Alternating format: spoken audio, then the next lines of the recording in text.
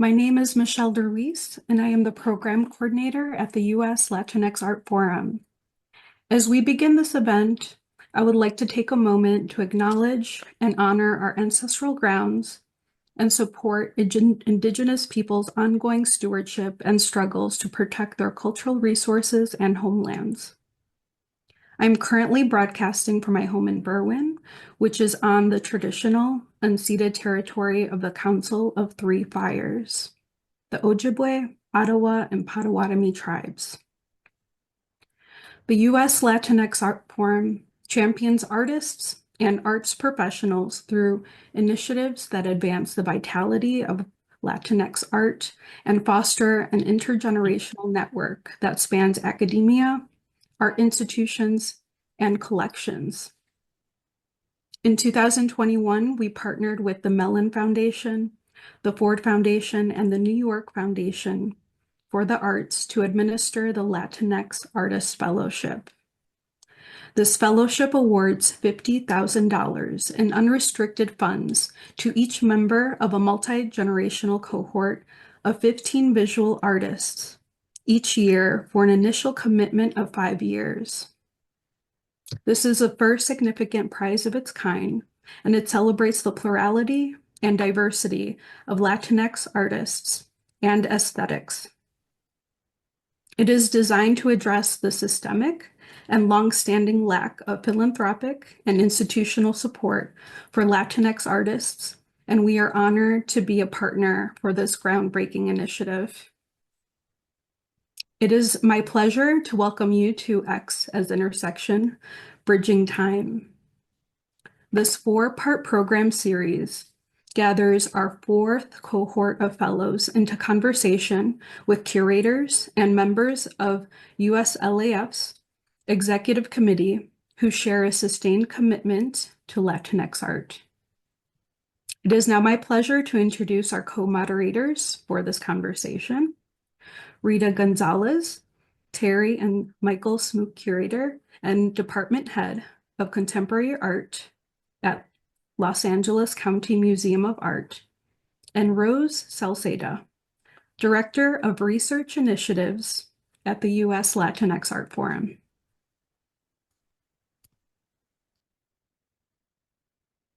Thank you so much, Michelle. Good afternoon, everyone. I'm Rose Salseda, co-founder of the US Latinx Art Forum and a professor of art history at Stanford University. You know, I realize it's been a difficult time for many folks, some of whom are in attendance today, for friends, for loved ones. But in a way, this makes me even more thankful to be here today with you, with my colleagues at USLAF, LACMA, our audiences, and especially artists Yreina Cervántez, Gaitan, Maea, and Chris Vargas. Together, we are bridging time and locations from across the nation to hear from and learn about the practices of this incredible group of art workers who critically look at the past to re-envision oppressive narratives. Their efforts not only highlight overlooked or undervalued people's histories and lived experiences, but they underscore the vital legacies of struggle, resiliency, community, and beauty that have carried and nurtured us for generations. In this way, their work is more. It's more than a mere shifting of perspectives. With the use of diverse materials, such as paint, amate paper, clay, gold, plants, photography, and installation, their work demands that we open our eyes and hearts to the life forces that have long been traversing the bridges of time to help us shape a more just future. So again, thank you for all being here today. Each artist is going to share images and insights into their art and practices. Then after each artist has presented, we will moderate a group conversation to draw out intersecting themes, praxis, and synergies. But before this, I'd like to welcome my colleague, Rita Gonzalez, to the floor. Thanks, Rose. I'm here to read the biographies of our terrific group of presenters. And the first that I will present is Yreina D. Cervántez. She's a painter, printmaker, and muralist based in Los Angeles, whose body of work reflects nearly 50 years of exploration informed by native Mesoamerican mythology, cosmology, and spirituality, Mexican art traditions, and Chicanx poetics. Yreina's work has been exhibited at and is in the collections of a wide range of renowned institutions, such as the Smithsonian American Art Museum and, fortunately, LACMA. Joel Gaitan is a sculptor who lives and works in Miami and whose work studies matters of self-identity, sexuality, and ancestral lineage. From forgotten tongues to erased cultures, he explores traditional hand-building clay techniques, keeping a sacred tradition from Nicaragua and Central America alive in a colonized world. Maea is a multidisciplinary artist working in sculpture, installation, performance, film, and sound, who lives and works also in Los Angeles.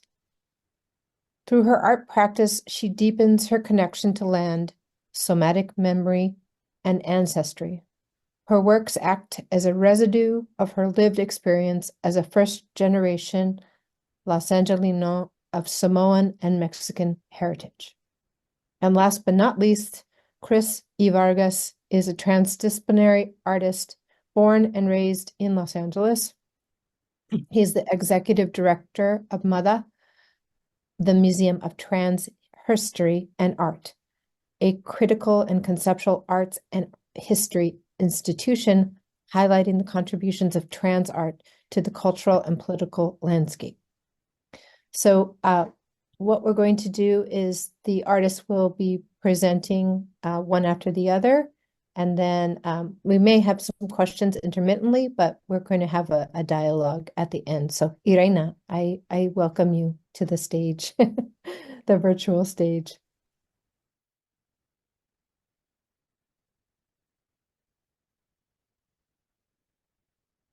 Okay, well, first of all, I want to thank the US Latinx Art Forum and LACMA for this opportunity to be in conversation with my fellow artists. It's really an honor to be here today.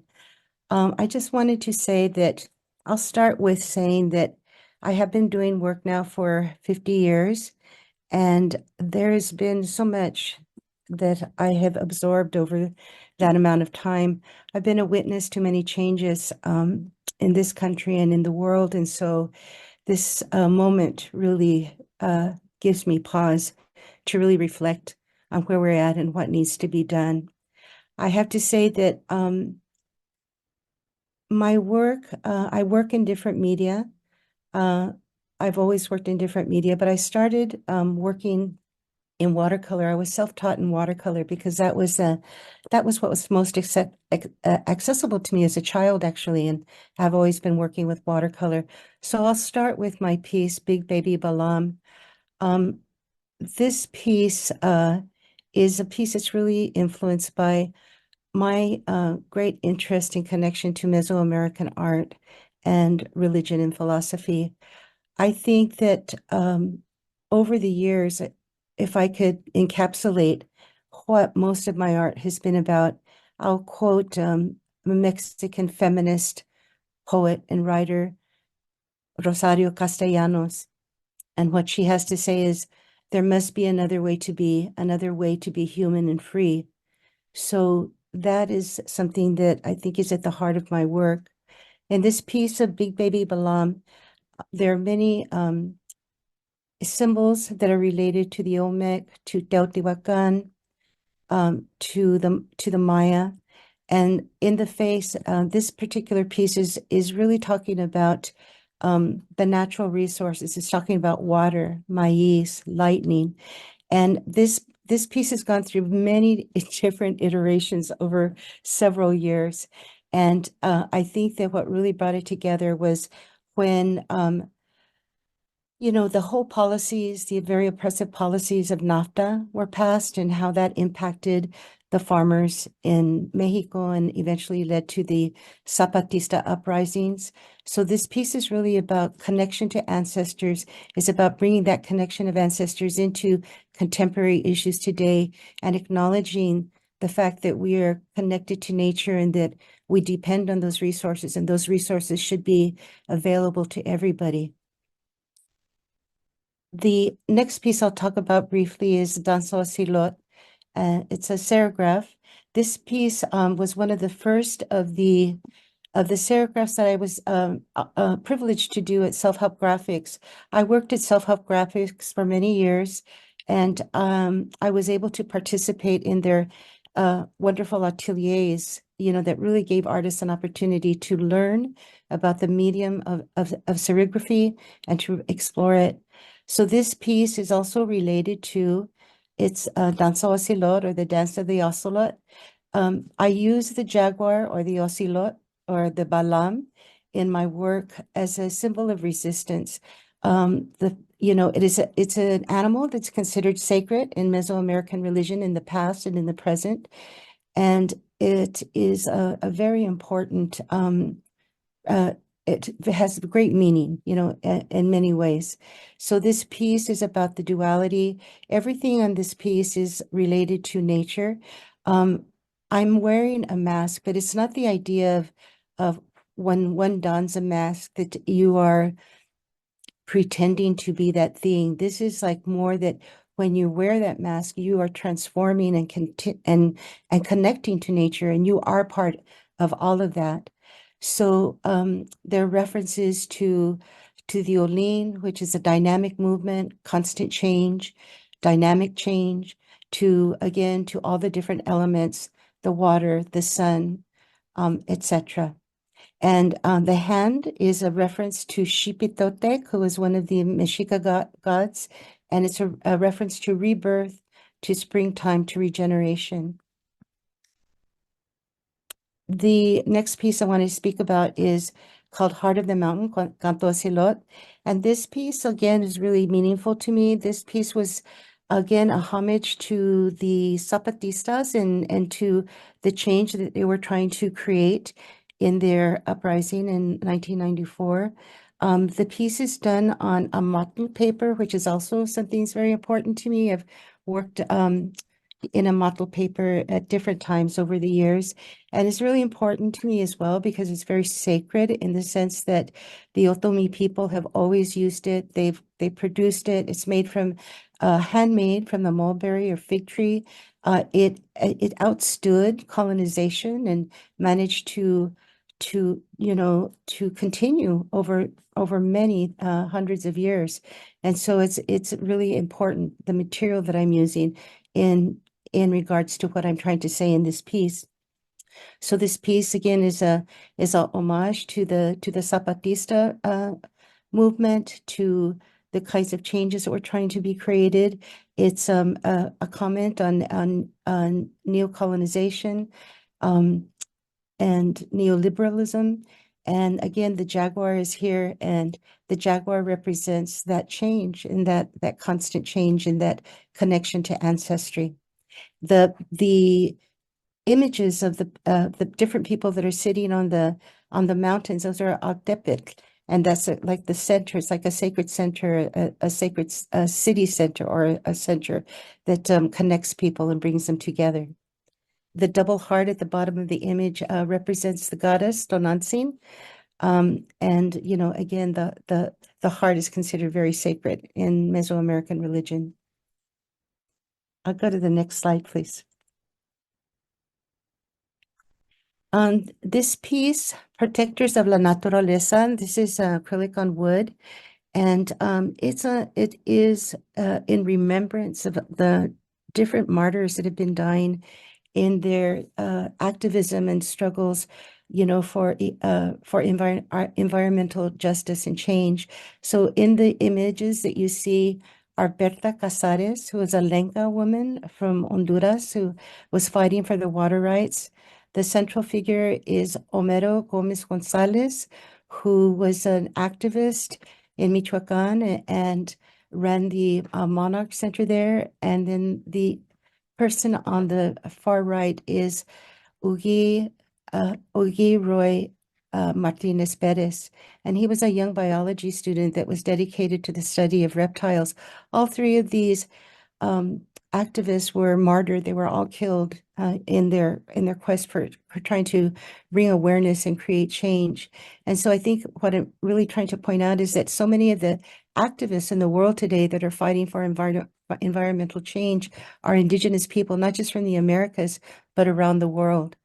And there are different quotes here. There's one quote by Rigoberta Menchú, who, of course, who was, of course, the Nobel Peace Prize winner, Maea, Quiché Maea woman, and she's talking about that there are different kingdoms on the earth. There's not just one kingdom for humankind and one kingdom for animals, that we live parallel lives and we depend on each other. The second piece is Canción y Cura. This piece is also about healing, about connection to spirituality. I think that for myself, when I really started looking at the different aspects of spirituality from Mesoamerica, what was really apparent to me was that there was an acknowledgement of feminine power, of feminine divinity, and you could see that in the duality of the goddesses and the gods. So this piece is dedicated to Tlazolteotl, who is a goddess of not just, you hear about her being the goddess of sensuality, a confessor of sins, but beyond that, she was a goddess of the sweat lodge. She was a goddess of purification. She was very important in terms of different aspects of healing. And this is again a song to Tlazolteotl. The bottom image on the far right, this is a piece also that's done on matl paper, and La Ruta Turquesa. And I'm making reference here to the fact that migration has existed in the Americas since the beginning. It will always continue. We've been always going back and forth. You know, there were no, borders separating people. These are artificial borders, of course, as we know. And so the piece is really in relation to that. The Ruta Turquesa, the turquoise route, refers to the route that existed from central Mexico into what we now consider to be the US Southwest, around the New Mexico area, where there were trade routes where you may have wondered when you see these parrot feathers or macaw feathers in some of the rituals of of North American Southwest Indians, where they came from, in the desert. And it was that exchange, the Mexica exchanged feathers and other goods for turquoise from Turquoise Mountain, which was located in what we now consider to be New Mexico. So that's what this piece is about. Next slide, please. So I think humor is really an important part of work. And in this piece, where do you know where Itzat, searching for my mojo, the Itzat is like is a term for the artist. It's a Mayan term for the artist, for the scribe. And so it's a play on words. So again, the jaguar is here. I'm having a conversation with the Nahual. The Nahual to me is also the spiritual counterpart, the animal spirit.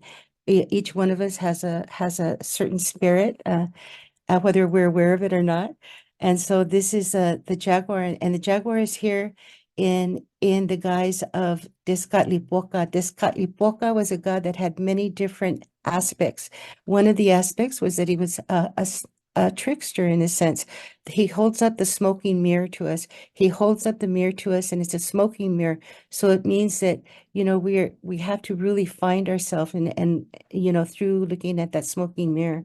And so basically I'm having a conversation, and I'm saying, have you seen my mojo? Do you know where it's at? And then the jaguar replies, have you seen my bag of tricks?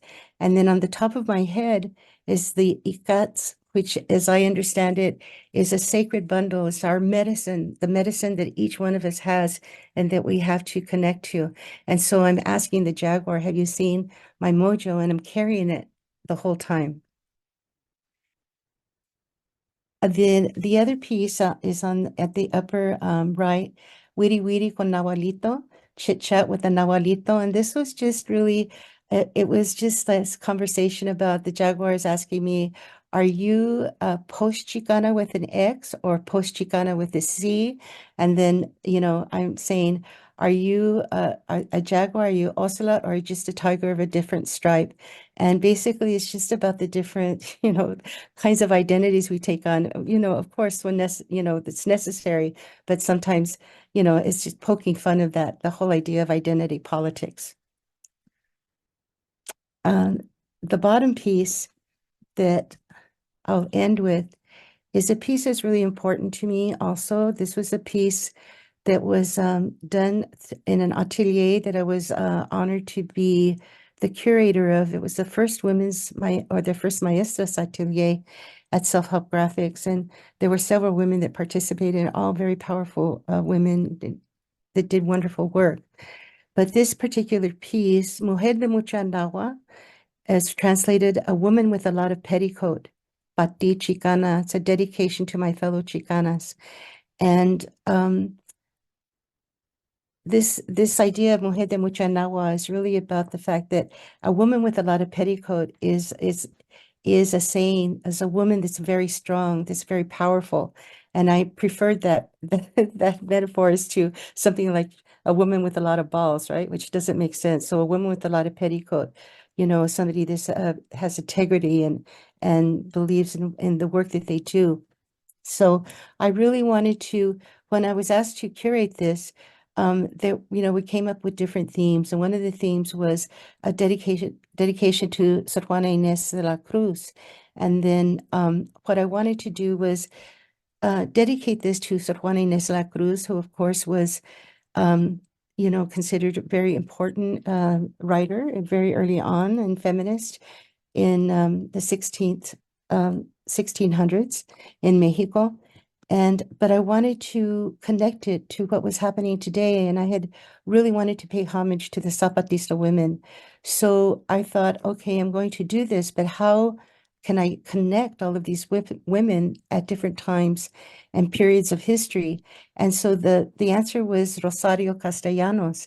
And on Sor Juana's chest, if you see that image, it's an image of of Rosario Castellanos, who was a Mexican feminist writer and poet. And she was also known as like hija de Chiapas. She was born in Chiapas, started writing about indigenous people and causes in Chiapas in the 50s and very early on.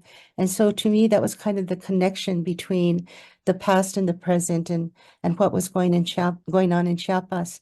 So on Sor Juana's vestment, she's got a poem that's written in Nahuatl. What was really amazing about Sor Juana is that she's writing this poem in Nahuatl, which is a language that was basically outlawed during the whole period of colonization. That not only is she writing in Nahuatl, but she's writing about Tonantzin, an indigenous goddess. So to me, that was a form of resistance.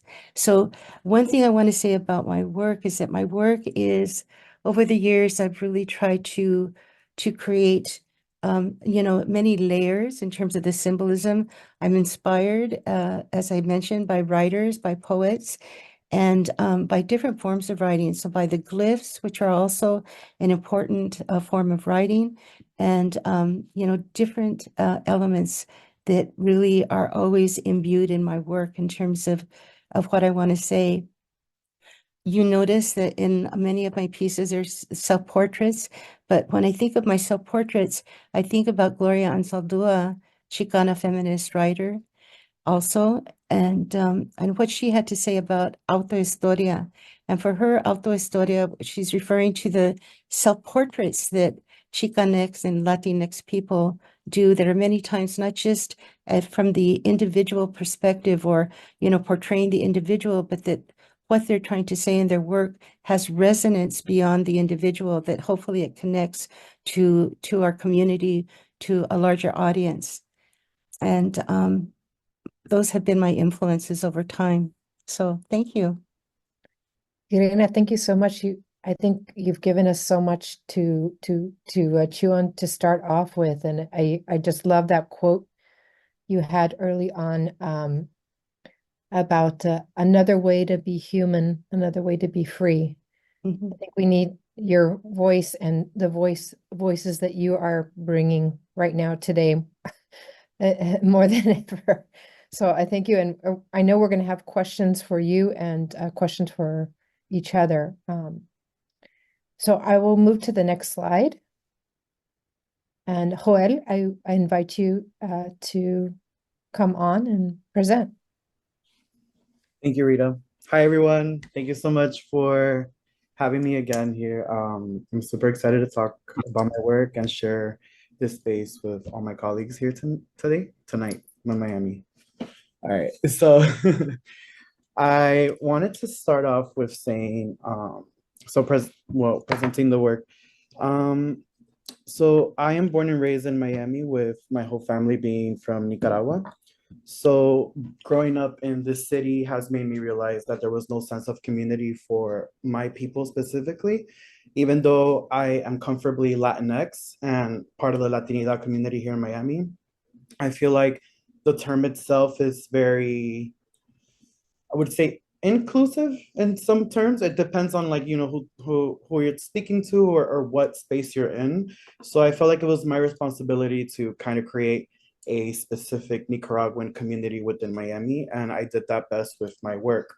So the reason why I work with clay is because it's what I knew best as a child growing up. Like, I realized that everything in my household, and when I would go to Nicaragua back and forth all the time, it was like, it's like, this is us, this is our language. So it was just it's very homey, and it's just very comfort. So with that being said, home is a really big theme in my work. And also the reason, so just to give you a little background about my medium, I work with raw terracotta clay, and I adorn it with 22 karat gold luster on the certain parts you see. So basically the reason why I work with the raw clay is due to lack of material. Growing up in a Latinx community, it's very hard for you wanting to be an artist, and like the resources are very limited and everything's very gate kept.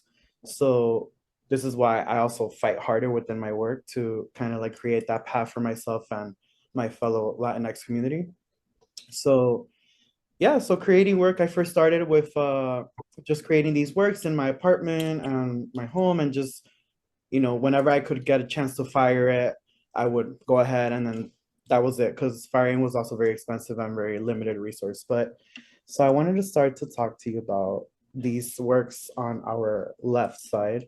So these three pieces here are from a show that I did here in Miami with my gallery. And the show was based around Miami aesthetic and Miami home aesthetics, followed by,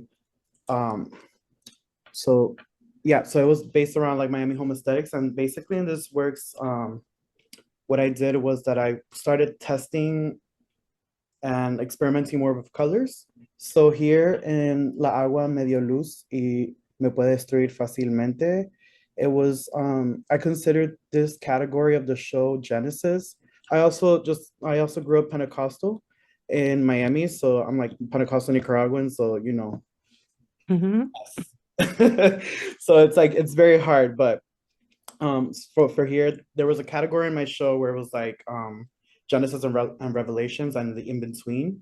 So for Genesis, this was a part of it, and this piece was in charge of basically like the forceful and the creation.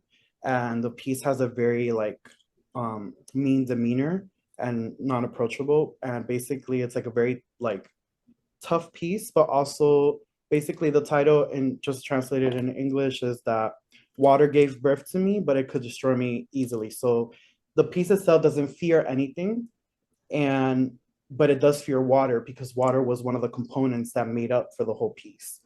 And when it comes to my work, I like to create these mythologies, like my own mythologies and my own stories.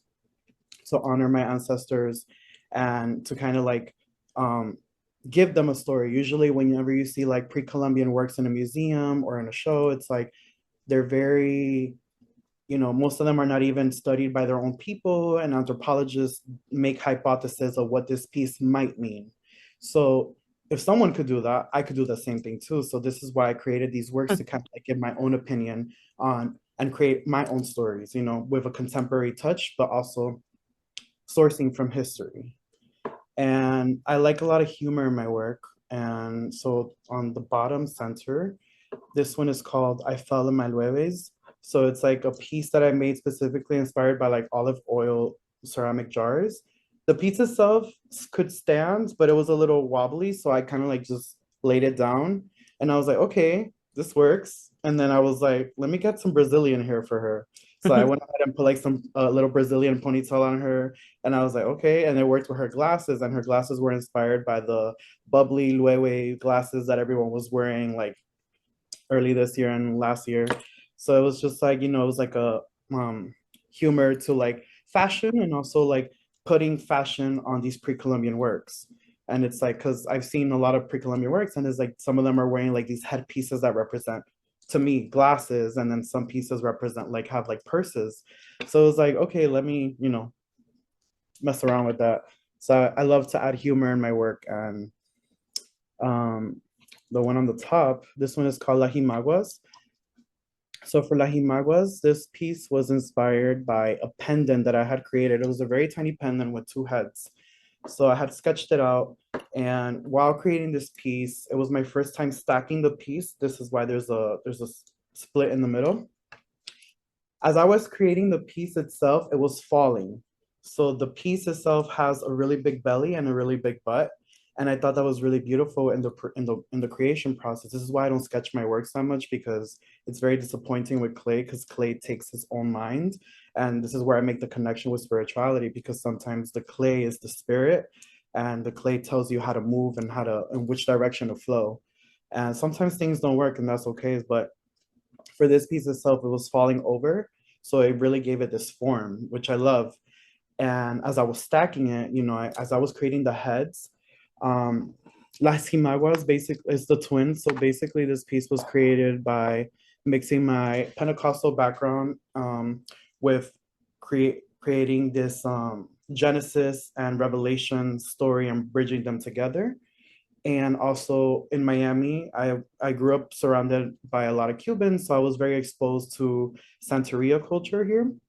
And I thought that was really important and beautiful, because my work itself is, I love my work to scream very Miami, because I feel like our identity, like obviously everyone feels like their identity is very, it's very strong and powerful, but this is how, like this piece was just very Miami, because it infused the Haitian folks and the Cuban folks that I grew up with, because we also have a huge Nicaraguan population here.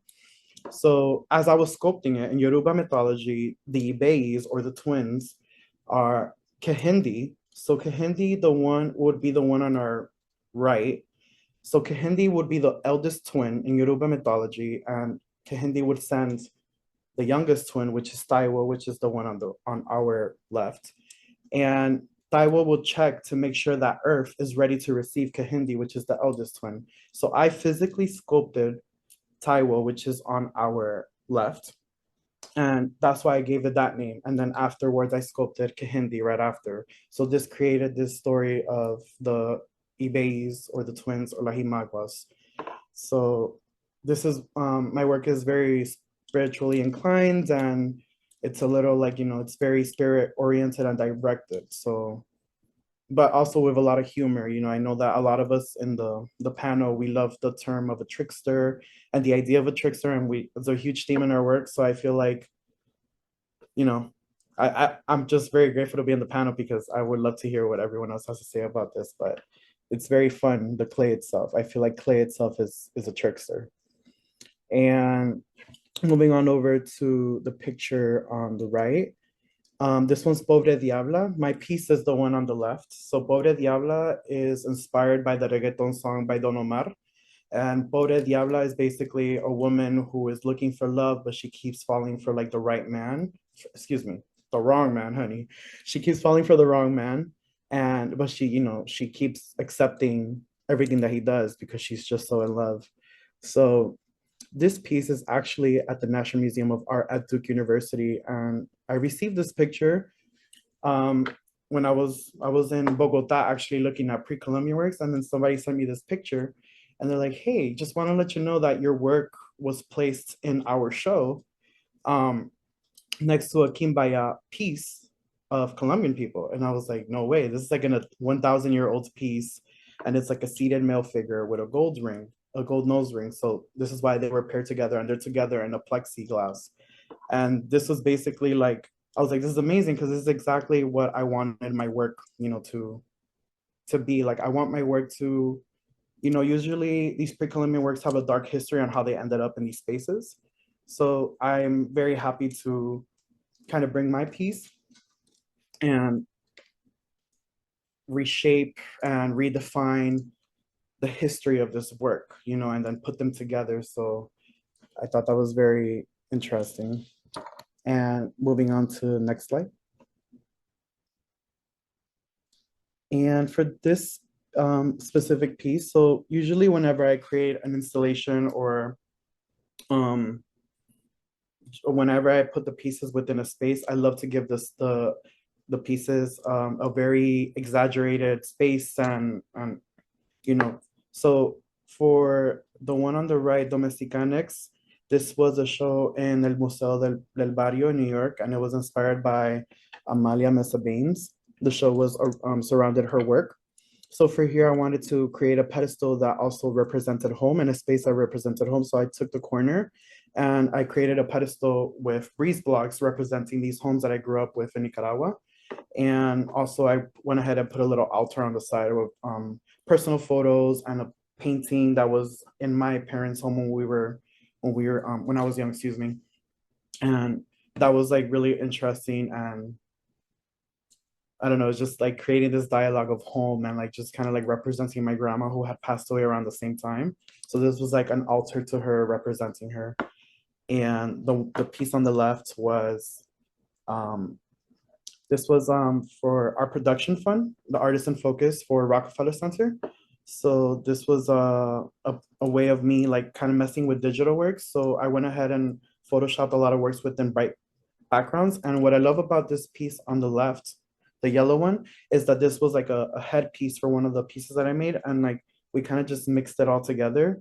And it really like created like this abstract, surrealist ceramic works. And it was just very interesting to kind of see that and kind of like place my pieces in like a different setting and just always representing home or what home means. And next slide, please. And for this one, this was a recent show that I just did at the Pit, Los Angeles. This show was called El Solitario se echa con la muerte y se levanta viudo. So it was like the single man goes to sleep by himself and he wakes up with, he goes to sleep with death and he wakes up widowed. So these three pieces itself were just kind of like me trying to get away from the vessel aesthetic and kind of like creating more facial and body structure. And so yeah, I was just like trying to experiment with more figurative sculptures and kind of create this like all of them like creating this face where they're like in a trance and they're just in mid transition basically. So yeah. Well, thank you so much. These last images are beautiful, and I hope we get to discuss them more during the group conversation time. And I also appreciate your discussion about growing up in Miami and the limited resources that you experienced, but how you didn't treat that as a limit, but embraced it and found a limitlessness in it via creativity. And so thank you again for your presentation. I'd like to move on to Maria Maea for your segment.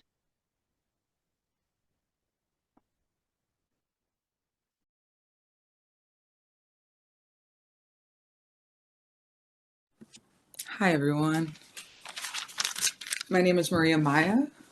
If we could go on to the first slide. I'm a multidisciplinary artist. I work in sculpture, installation, sound, and film. I'm also a weaver. In these first few images, I would actually like to use this as a base to talk about the palm, which is a material that I use here in Los Angeles. I predominantly use the Mexican fan palm, which is a palm that was actually brought here, was actually brought to Los Angeles through the mission system, then iconically given over to Hollywood as an iconic image of Los Angeles. I work with the Palm Forge across the greater Los Angeles area. And in these first images here is a map of me working with two youth, Janira and Meili, to build the Stargazer, which is the image to the far right, with Land, which is an organization based in Los Angeles, at the State Historic Park. So first to talk about the Stargazer. The Stargazer was actually a project that I proposed in really thinking about navigation. I've been really working with the idea of the compass over the last few years. In building the Stargazer, which is actually pointing to the North Star. It's a 3D mural and sound object. So it's a wind chime. I built this with these two young women, Meili and Janira. Both of these women were actually found and became a part of the project through reaching out to Artworks LA, Los Angeles. That's an arts organization that works with underprivileged youth and brings art programming into different schools within Los Angeles that are continuation schools or schools that are impacted that don't actually have any art programming. So during our process, we actually made these maps. The girls, I actually want to show you guys this if I can. The girls actually made these zines that were available with our final sculpture. And a big way we're actually trying to talk about LA history. The palm is actually closely related to a grass. It's more closely related to a grass than to a tree, and it's found in all different settings of Los Angeles. It's an invasive species, and so I really like to think of it as kind of this bridging, or I like to think of it in relationship to labor and immigration as well. So in the process of building the Stargazer, this was my first kind of communal project and large-scale project within Los Angeles. I actually worked with the organization Land to contact, and I was actually looking to use my artwork to kind of intersect into community, to intersect into spaces that were working with housing vulnerable youth or youth who are going non-traditional pathways into art making. So the project that we first initially did at the State Historic Park, the Stargazer, was actually addressing the Zaha Madre. So the State Historic Park is actually the origin location of the Los Angeles River. The Zaha Madre is called the Mother Ditch. This object that we had made, this sounding piece, was actually a representation of the idea of the river actually bursting through the landscape and actually bursting through the landscape and creating this kind of epic wave, this kind of moment of rupture. This is like, throughout my work, I like to really think of these kind of community spaces and my intersection into community, and the way the palm is actually allowing me to be present in community differently.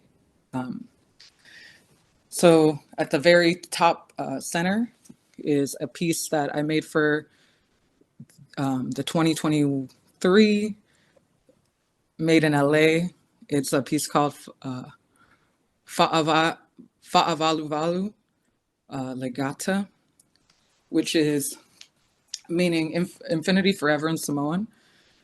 Through a lot of my work, I actually, as a diasporic artist, as a person coming from two very different cultures and finding home here in Los Angeles.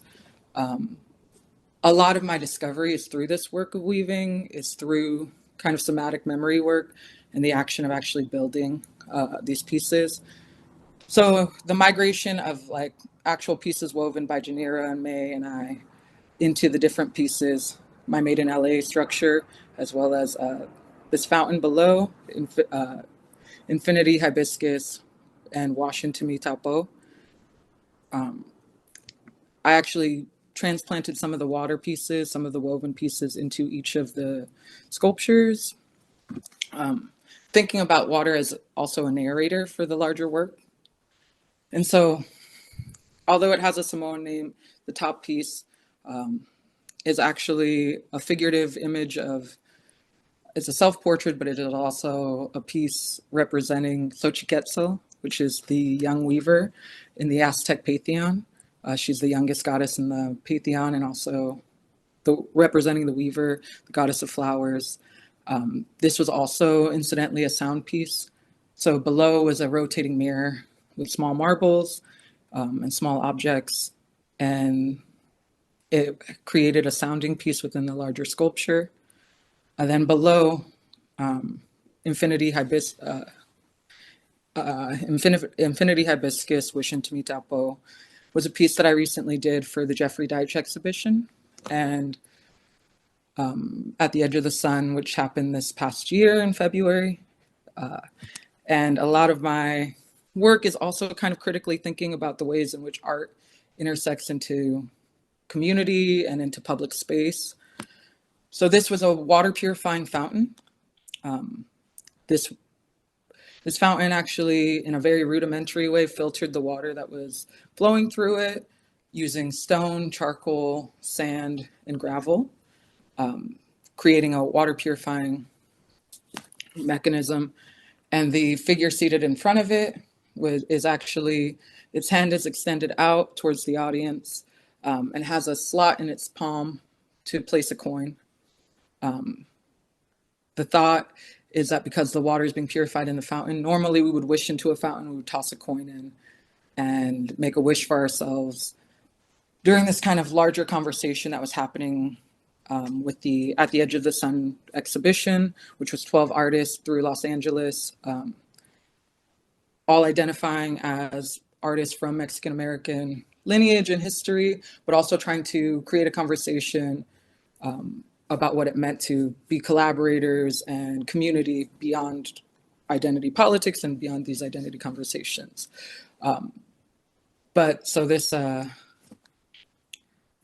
So this moment in which this figure has its hand extended out, it's kind of asking for a coin. It's actually a coin slot, which the coins got collected during the course of it. We were thinking a lot about landmarks during that time and what were Los Angeles landmarks.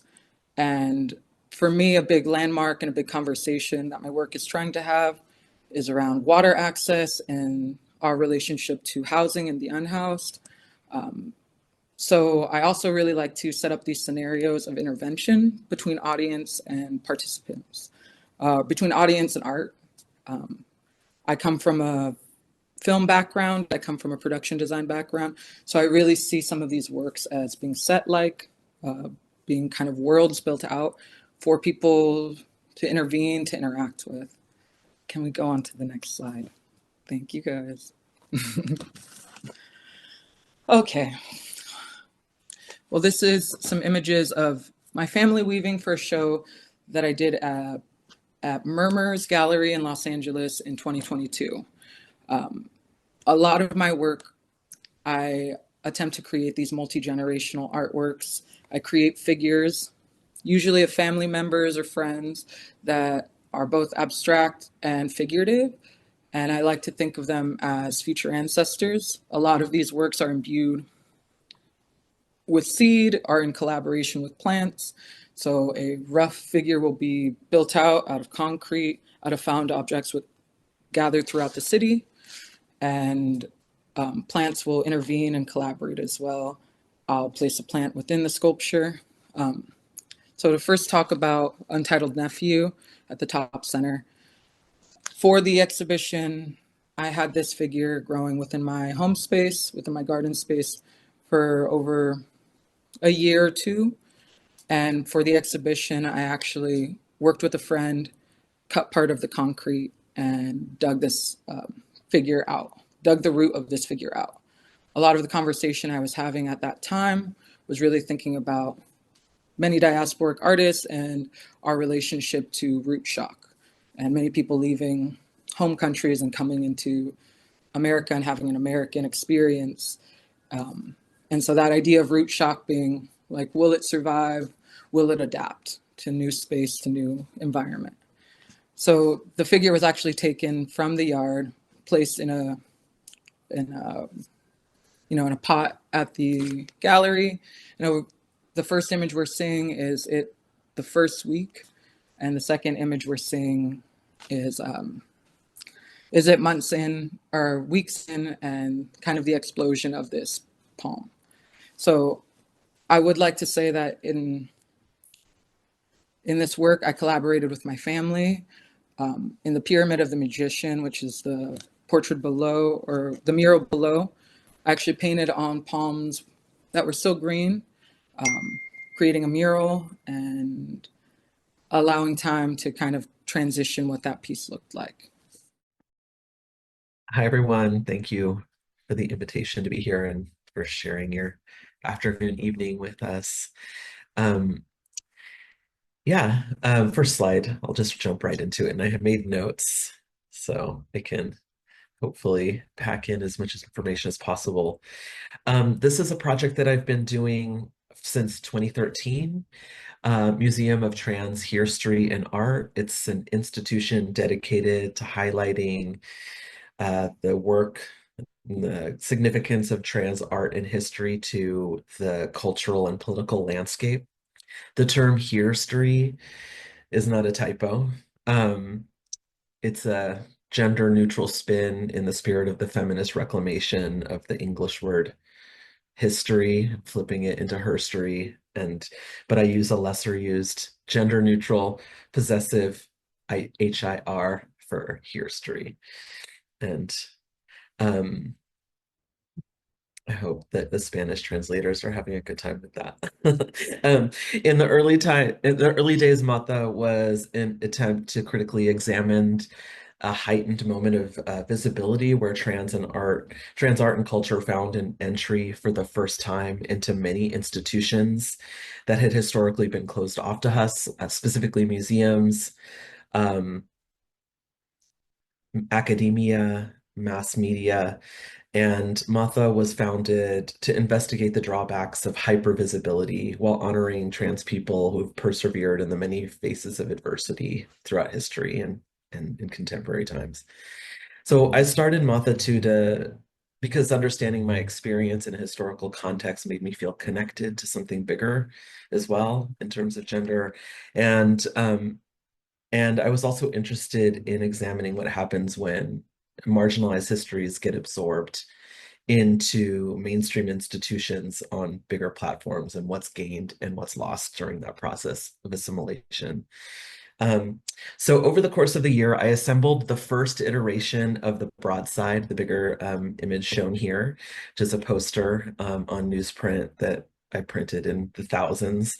But this is the second iteration of that. But during that initial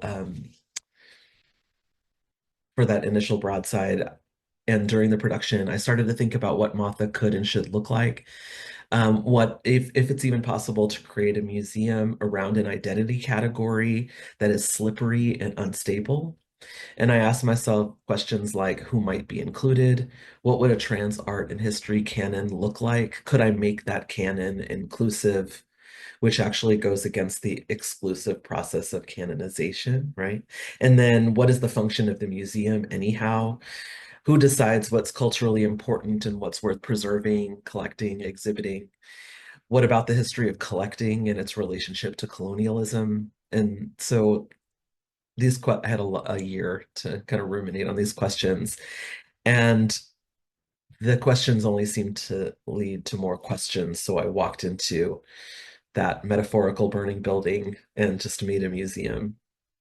So this art large image, like I mentioned, is a 10th anniversary broadside released in 2023 last year, modeled after the original 2013 poster. And this iteration features double the number of figures than the original had. The figure at the center, if you can see, is Giuseppe Campusano, who created a project in 2009, Museo Travesti del Perú, which the artist died in 2013, the year that I started mine, and their project continues to be exhibited and engaged with in many forms. There's so many similarities in forms with our two projects. And this artist and this project was an unknowing predecessor to me, unknowing because at the time I hadn't known about the project, but it continues to sort of be a guiding light and inspiration for me. So Matha, the project, my own, has taken the form of exhibitions as a museum within a museum, like the one displayed in the smaller image on the top. This was an installation for Queer California Untold Stories in 2019 at the Oakland Museum of California. And the outdoor billboard that you see below was on Sunset Boulevard advertising Matha is coming soon with a kind of collage, a video collage version of a poster, like the big broadside on the left. I should mention that Matha is now and will forever be under construction in form. The lack of a brick and mortar institution has allowed the museum to be gender fluid, if you will, and take many forms, including videos, other poster graphics, an award cycle that I created, and not pictured, but I think it just kind of speaks to the spirit of the project, 2 virtual residencies. So Matha has a residency program, one with artist Tuesday Smiley and another with Jamie Diaz. Jamie, not Jaime. In 2014, Smiley approached me with a desire to create a line on her CV indicating she had attended an artist residency because she hadn't at that one point. And as we know, this is one marker of career success that lots of art people look to confirm legitimacy for artists. So so we just created a virtual residency with actually no demands on either of us. In 2022, I was approached by a friend of the incarcerated artist Jamie Diaz about creating a residency for her.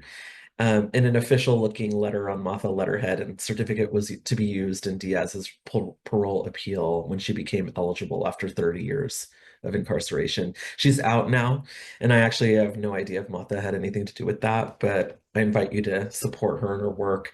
And as you can tell, a larger aim of this project is to highlight all the important work within the larger trans, queer, non-binary community. Next slide, please. And the next slide is a wallpaper designed to look like a bookshelf with an accompanying poster, which is kind of a smaller version of it. It's currently on display in exhibition at Ciencia Sexuales at ICA LA, show connected to the big consortium Pacific Standard Time across Southern California. The bathroom, I probably don't have to mention to some people, is an incredibly politicized space for trans and gender nonconforming and non-binary people. There's currently 16 states with laws in the books restricting trans people from using bathrooms and sex segregated facilities aligning with their gender identity. And of course, any education related to any critical thought connected to gender or race is under attack in our country currently and world more largely, as the kind of globe leans more conservatively and uses moral panics around sexual, gender, and ethnic minorities and groups to fuel hate-based political agendas. I kind of merging these two thoughts, I wanted to create a bathroom that was a fun,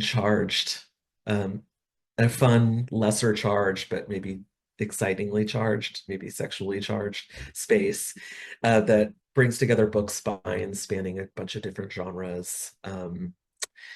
And yeah, which is, you can go see it now if you're in LA or passing through. And yeah, next slide, please. Most of my work for this project recently has been focused on trans history in 99 objects, which is a project that initially took the form of 6 gallery exhibitions, and now culminates in a book by the same name. The book is co-edited with a couple curators that I worked with on 2 previous exhibitions, Christina Linden and David Evans-Franz. And the book is, and the larger project in general, was a visual and material exploration of various objects that hold significance in narrating the history of trans communities. It was inspired by the British Museum's a book called The History of the World in 100 Objects. And then the Smithsonian did a very American response to that and did a history of America in 101 objects. Martha's chosen number 99 was a way to acknowledge and advance the limitations inherent in this undertaking of attempting to kind of create a cohesive narrative around a really historically under-archived identity, and one that continues to shift, as I mentioned before. The 99 objects in the book are each paired with text by a range of writers. And the book allows for kind of an expansive approach to the term objects, with alternative methods for including things lost to history, such as illustrations or ready-made objects, things that were never archived or maybe didn't even exist or just unarchivable. And the nine sections of the book with dividers illustrated by artist Edie Fake pull out the themes among the objects, but the sections are hopefully approached as porous because it's sort of hard to categorize a lot of them. I'll just read the 9 sections: refusal, transformation, hyper-visible, sensation, deities, discovery, resistance, or sorry, restage instead of resistance, traces, and spaces.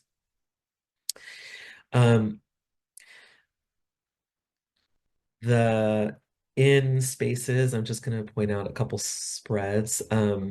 Back to Giuseppe's project, Museo Travesti del Perú. It's like I mentioned, an unknowing predecessor, but in the text accompanying this quote unquote object, as significant object artwork of history, the writer Miguel Lopez writes, Giuseppe Campuzano understood that in order to fracture the centrality of heteronormative narratives that were presented as history, the artist had to cannibalize the museum, one of modernity's most effective apparatuses of political discipline and one of the most sophisticated Western promises of truth. And then, from the section traces, the spread on the right, presented ready-made artifacts from the Stonewall riots, which were included in a show that I did at the New Museum in the lead up to the 50th anniversary of the Stonewall riots, which is points to as the inception of gay liberation and the modern LGBTQ rights movement. But the ready-made objects speak to the conflicting and futile attempt to attribute the catalyst of the legendary 1969 riots to one object or one person. That's it for me. I just want to leave it with, as I stated, the number 99 is inherently incomplete, and trans history, like all history, is dynamic and alive, and it absolutely should be. And this book, like everything else I've done under the project of Martha, is a playful and impossible attempt to compile a cohesive history of trans art and culture, while also acknowledging its challenges, its futile but it's essential work. And the incompleteness, I hope, is an opening and an invitation to artists, writers, creative people to contribute and insert and acknowledge themselves into or alongside that history. Thank you. Thank you so much, Chris. I think we're going to come back together. Put the PowerPoint down and yes, here we are all together. Thank you all so much. I know we're going to be a little bit short on time, and there's already questions that have come in from people who have been out there in this virtual audience space. But I wanted to start out just a question that you all can answer, or whoever wants to answer. The topic or title, Bridging Time. Obviously, we're talking about temporality, but we're also talking about history and counter histories. And I think there was the mention, Yreina's mention earlier on, of auto histories. So I'm really interested in all of your takes on how you're incorporating your own experiences, own responses to historical narratives in your work. I think Chris, has spoken somewhat to that, but I'd like to hear from each of you how that is kind of incorporated in your work.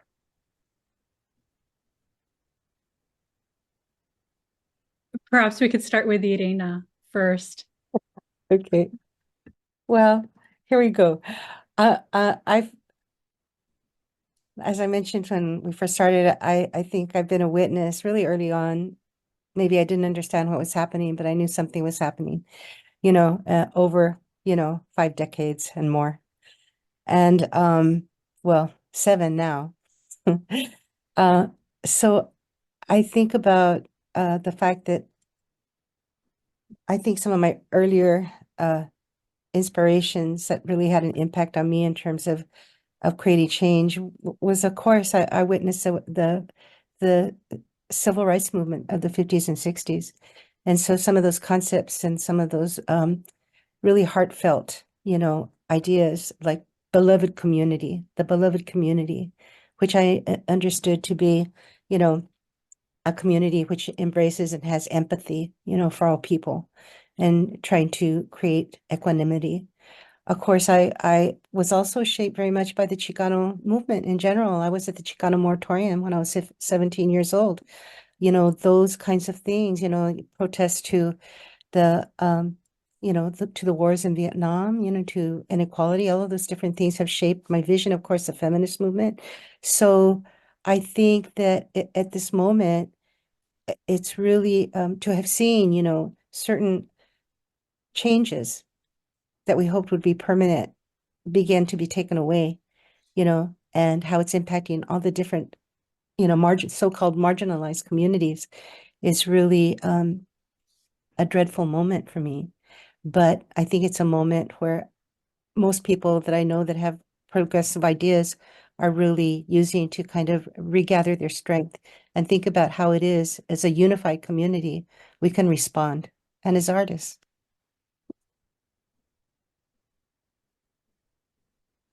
To follow up on Yreina's, I think that the way that we're all shaping, today's work, we're like, we're bridging from sourcing from things that we've personally passed in our lives and that we continue to go through. The way that I see it is like, just bringing a little piece of home of what makes you comfortable.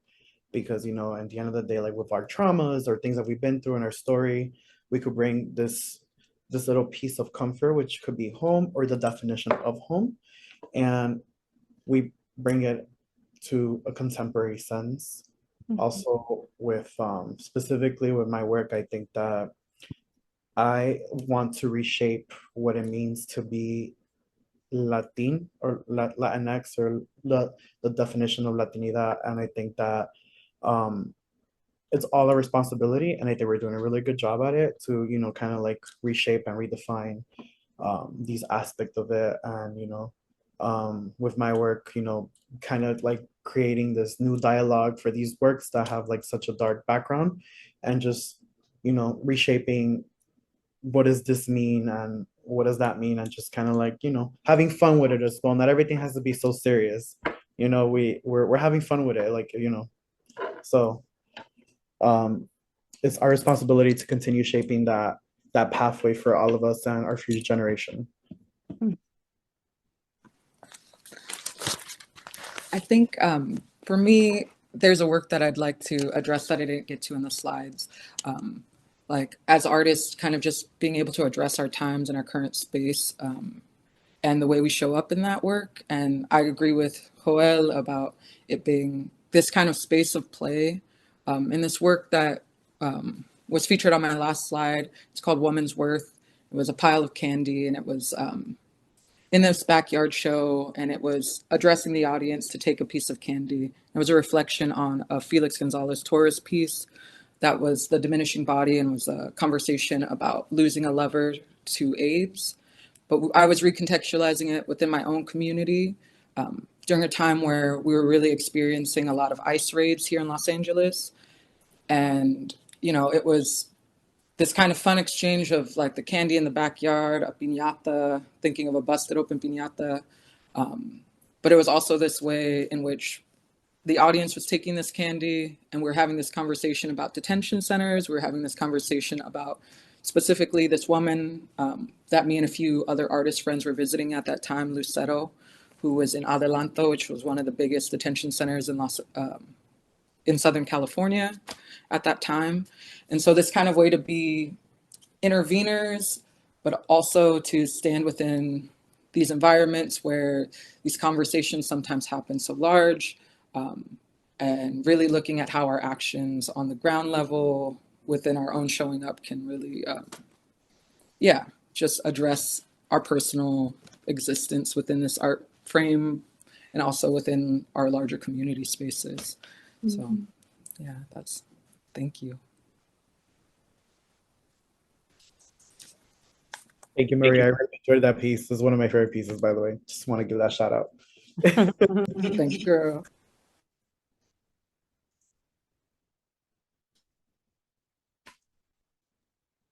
I sort of don't have much to add, but I would say that like I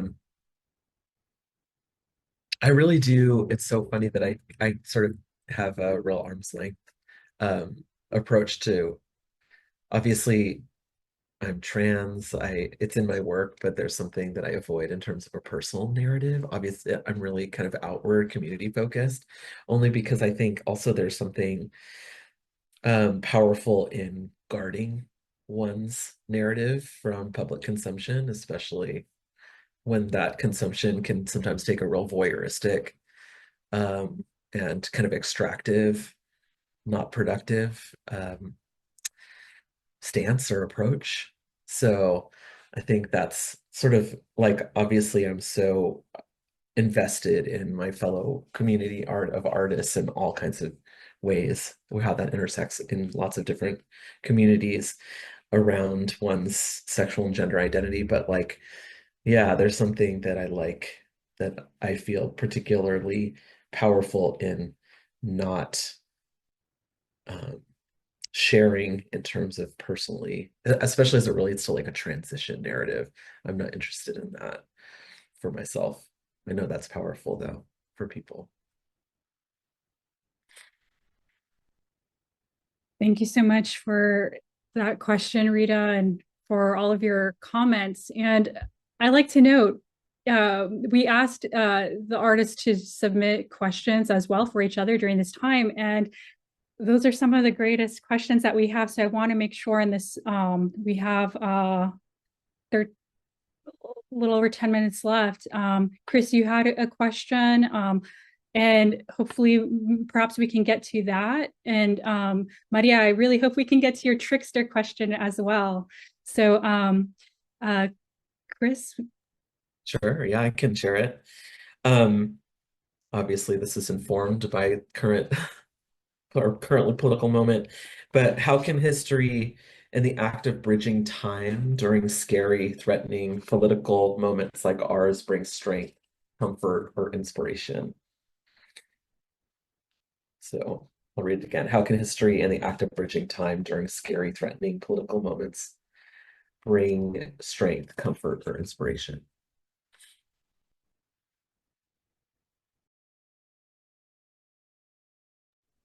I think that during this time, a lot of us, we're very focused on, what's going on, obviously, because it affects us.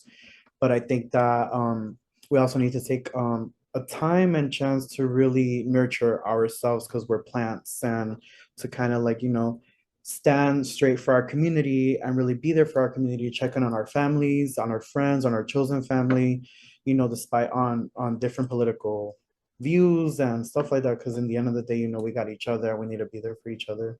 And really enjoy that you, Chris, brought this question up, because it's like, it's current event, and it's important just to simply just check and care for someone.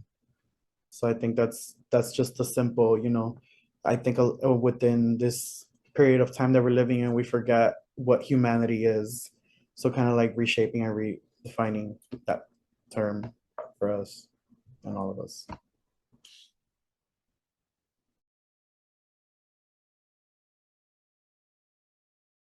Maria or Yreina? Something I can take away from like our current political moment and this time, and like listening to everyone kind of dialogue about their work.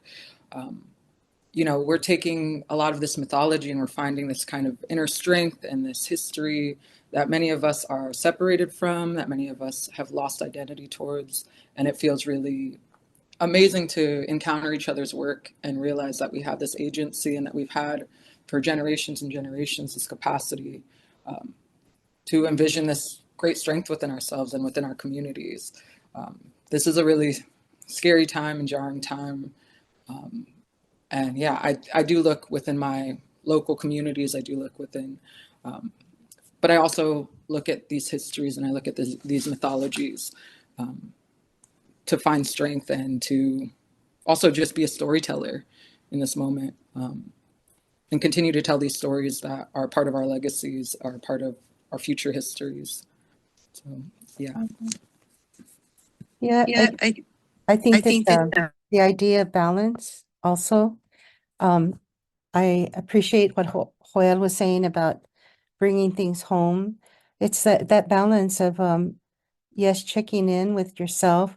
The whole idea of self-care was something that was really new to me, and I think it's a really amazing thing that younger generations are very much aware of that idea of having self-care in order to be effective in the long run, right?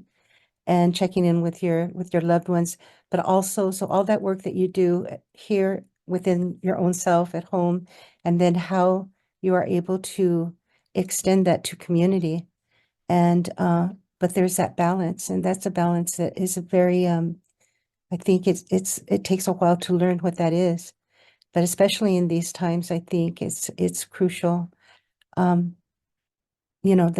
all of it is very important. One cannot function without the other. Thank you, Yreina. Maria, we have time left. Would you like to ask your question? Yes, thank you, Rose. Okay, most of us have talked about mythology and the importance of remembrance and reimagining in our practices. How does the concept of the trickster come through in your works?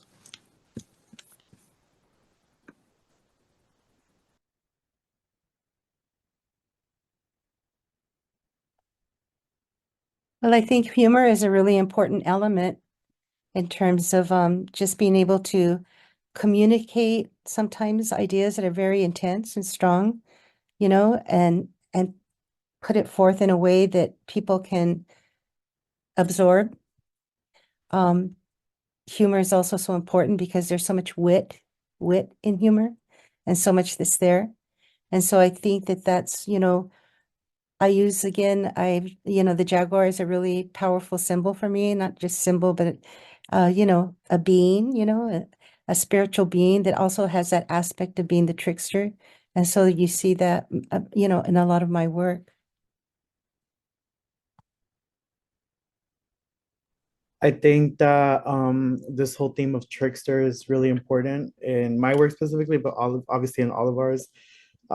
Specifically, I like to play with people and piss people off for playful reasons. It's just like I think that like actually like now this having this conversation has made me realize that that's kind of like a way of healing this inner child, and then like bringing him or her like along and just like doing these tricks. And and etc. But also with my medium itself, I had mentioned earlier that clay is a trickster.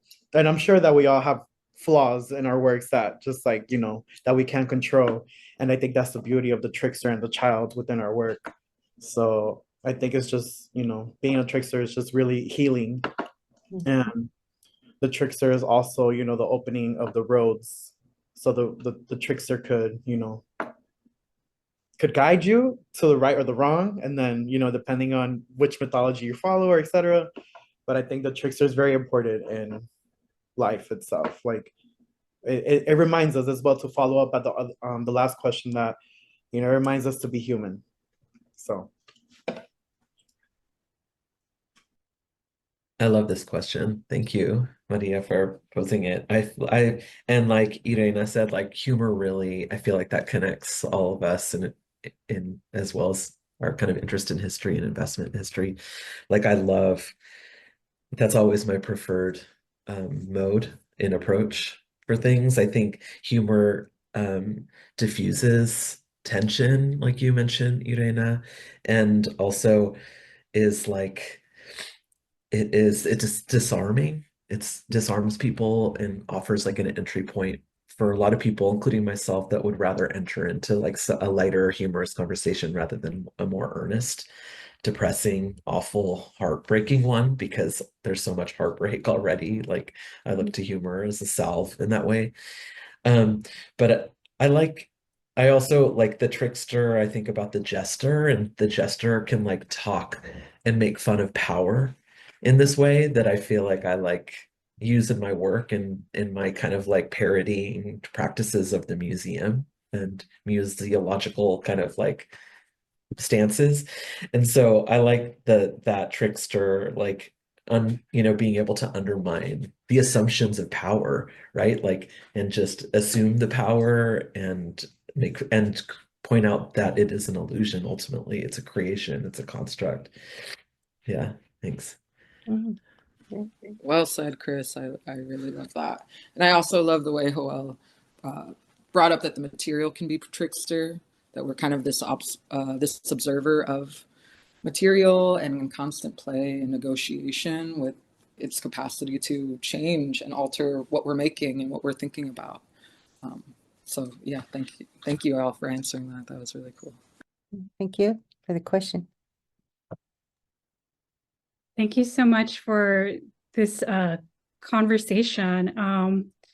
I'm leaving with, we're coming to a close, and I'm so sorry that we're running out of time, because I keep wanting to hear from you about your artwork, your practices, and I hope we can all be in dialogue soon, or hear you all give talks again. One thing that I'm really leaving with after this conversation is how community is one of the richest and generative resources we have. Perhaps especially during a time like this. But what I've also, what's really staying with me from hearing all of you talk too, is how this community, it spans time, geography, and it also includes ancestors. And these ancestors are not only biological ancestors, but spiritual ancestors, political ancestors. And so I really appreciate this conversation, for all of your sharing with our audiences today. Sorry. And then also just personally, I really appreciate this time with you.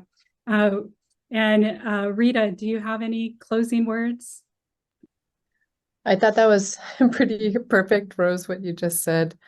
And there's been just this almost interweaving as from ancestral knowledge to from the extreme past to envisioning the future. And I'm feeling very hopeful, and I'm feeling very positive right now, which is, I'm so glad they're going to have this moment, because it's been so bleak these last days. So I want to thank you all for, when when people log in and see this, they don't realize all of the work that went into it. So I just really want to thank the artists because they've really given of their time. Not just the last couple of hours, but hours and hours before that. And also to our colleagues in USLAF and to everyone who's involved with Babia, with my colleagues here at LACMA. Thank you all so much for coming together and working together to make this presentation. And for those of you who don't know USLAF, please log on to the website and check out the incredible support that they've given artists over the years. And I hope that that will continue into the future. So good afternoon, good night to you all. And it's been great to be with you together and to, again, supporting the program here with the QR code. So look into that. All right. Thank you. Thank you. Yeah.